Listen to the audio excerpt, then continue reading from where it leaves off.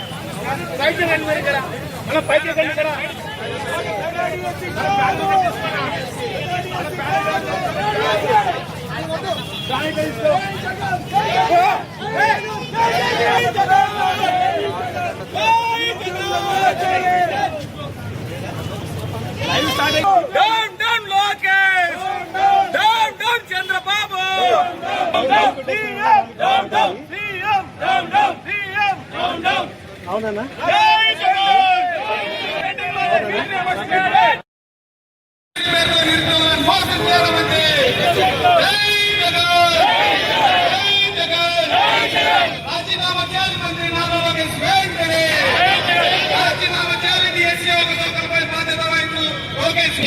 Fee reimbursement నిధులు వెంటనే fee reimbursement నిధులు వెంటనే ఫీజు రియంబర్స్మెంట్ నిధులను వెంటనే ఫీజు రియంబర్స్మెంట్ నిధులను వెంటనే డిఎస్సి పై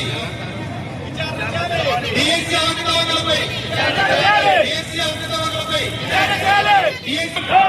కూటమి ప్రభుత్వం CM CM CM we want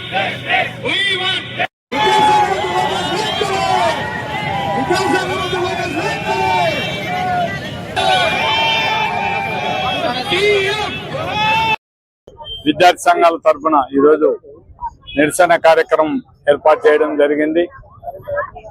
ఈ రాష్ట్రంలో యువత కూడా మెగా డిఎస్సిలో క్వాలిఫై అయిన వాళ్ళకందరూ కూడా అన్యాయం జరిగిందనే ఉద్దేశంతోనే ఈరోజు ఈ కార్యక్రమం చేపట్టడం జరిగింది. మనం ఢిల్లీలో జంతర్ మంతర్లో చూడడం జరిగింది.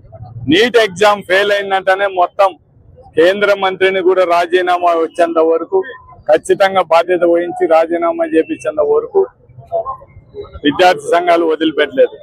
ఇక్కడ కూడా ఈ రాష్ట్రంలో ఖచ్చితంగా మెగా డిఎస్సిలో జరిగిన అవకతవకల మీద ఖచ్చితంగా దీని మీద విచారణ చేపట్టి నారా లోకేష్ ఇమ్మీడియట్ గా రాజీనామా చేపియాలి. దీని మీద సిబిఐ ఎంక్వైరీ చేయాల్సిన పరిస్థితి ఉంది. మీకెందుకు ధైర్యం లేదు? ఏదో జగన్మోహన్ రెడ్డిని వచ్చి నాతో చర్చలు, నీ జగన్మోహన్ రెడ్డి గారు నీకు అవసరం లేదు. మేమైనా మాట చెప్తే మీ నాయకులు ఎవరైనా వచ్చి కూడా మాట్లాడడానికి మేము సిద్ధంగా.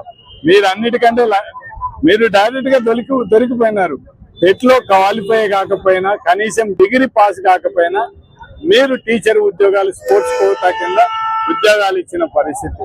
కానీ ఆ రోజు అధికారంలో లేనప్పుడు తల్లికి వందనం జగన్మోహన్ రెడ్డి ఇస్తే, జగన్మోహన్ రెడ్డి 13,000 ఇస్తే అంటే 2,000 ఎక్కడికి పోతున్నాయని మాట్లాడారు. ఇప్పుడు నారా లోకేష్ గారు, ఇప్పుడు మీరు తెలుగుదేశం గవర్నమెంట్ లో మీరు ఇస్తున్నది 13,000, 2,000 రూపాయలు ఎవరు చేయలేకపోతున్నాయి చెప్పండి. మీరు ఈ విధంగా ప్రజలను మభ్యపెట్టడం మంచిది కానే కాదు. ఈ విధంగా యువతతో ఆడుకోవడం కూడా మంచిది కాదు. మొత్తం యువత అంతా కూడా పాపం కష్టపడి చదివి వాళ్ళు ఏదో కోచింగ్ సెంటర్లకు పోయి ఎగ్జామ్ ప్రిపేర్ అయిపోయినట్టు వాళ్ళకి అన్యాయం జరిగితే ఈ రోజు వాళ్ళ పరిస్థితి ఏంది? మొత్తం క్వాలిఫై అయిన వాళ్ళు కూడా ఉద్యోగాలు రాకపోతే అటువంటి వాళ్ళ పరిస్థితిని మాత్రం ఖచ్చితంగా ఈ రాష్ట్ర ప్రభుత్వం నారా లోకేష్ బాధ్యత వహిస్తూ రాజీనామా చేయాల్సిన అవసరం ఉంది. ఈ రోజు తల్లికి వందనం అని చెప్పడం జరుగుతుంది. మామూలుగా తల్లికి వందనం ఈ రాష్ట్రంలో ఉంటే ఎంతమంది పిల్లలు ఉంటారో అంతమందికి పిల్లలు ఇస్తాను. ఆ రోజు జగనన్న ఎంతమందికి ఇచ్చినారు ఒక్కరికైనా కూడా? ఈ రోజు మీరు ఎంతమందికి ఇస్తున్నారో ఒకసారి ఆలోచన చేయండి. మీరంటే కేవలం మీ చేతిలో మీడియా ఉందని మీ ఇష్టం వచ్చినట్టు మాట్లాడితే చెల్లుతుంది అనుకుంటే మాత్రం చాలా కష్టం. ఖచ్చితంగా ఈ రాష్ట్ర ప్రజలందరూ కూడా మిమ్మల్ని చూస్తున్నారు. మీరు ఎలక్షన్ల ముందర ఏ మోసం మాటలు చెప్తున్నారో మొత్తం ఇవన్నీ కూడా ఈ రాష్ట్ర ప్రజలందరినీ కూడా ఈ నంద్యాల జిల్లా ప్రజలందరినీ కూడా కోరేది ఒకటే, తెలుగుదేశం నాయకులు ఎలక్షన్ల ముందర ఏదైతే కూటమి ప్రభుత్వం అధికారంలోకి వస్తే మనకు గ్యారంటీ బాండ్లు ఇచ్చినారో ఆ బాండ్లను మాత్రం ప్రతి ఒక్క ఇంటి దగ్గరికి తెలుగుదేశం నాయకులు తిరుగుతున్నారు. వాళ్ళని ఖచ్చితంగా నిలదీసి అడగాల్సిన అవసరం ఉంది. అంతకుముందు మేము గడప గడప తిరిగితే సంబంధం లేని కూడా మాట్లాడారు. ఇప్పుడు కూడా ప్రజలు మిమ్మల్ని మోసం చేయడం జరిగింది. ఎలక్షన్ల ముందర నిరుద్యోగ భృతి ఇస్తామని చెప్పి కానీ లేకుంటే స్త్రీశక్తి కింద డబ్బులు ఇస్తామని కానీ మొత్తం ఎంత మోసం చేసినాడో చంద్రబాబు నాయుడు అవన్నీ గుర్తుపెట్టుకొని ఖచ్చితంగా మనం దీని మీద స్పందించిన అవసరం ఉంది. యూత్ కూడా ఈ రోజు పెద్ద ఎత్తున యువత కూడా రావడం జరిగింది. వాళ్ళకందరికీ కూడా కృతజ్ఞత తెలియజేస్తూ ఈ రోజు నంద్యాల జిల్లాకు సంబంధించిన రామిరెడ్డి అయితేనే, ఈశాక్ అయితేనేమి, మన పోచా బ్రహ్మానంద రెడ్డి గారు అయితే, సూర్యనారాయణ అయితే, పిపి నాగిరెడ్డి గారు అయితే, వీళ్ళందరూ కూడా మన నాగేశ్వర రెడ్డి అయితేనే, మళ్ళా నందికొట్టూరు మనవాడు యూత్ సురేష్, వీళ్ళందరూ కూడా ఇంత పెద్ద ఎత్తున ఈ కార్యక్రమం ఏర్పాటు చేసిన ప్రతి ఒక్కరు దీనికి సహకరించిన వాళ్ళందరూ కూడా నంద్యాల జిల్లా అధ్యక్షుడిగా వాళ్ళకందరూ కూడా నా ఉదయపూర్వక కృతజ్ఞతలు తెలియజేస్తాను.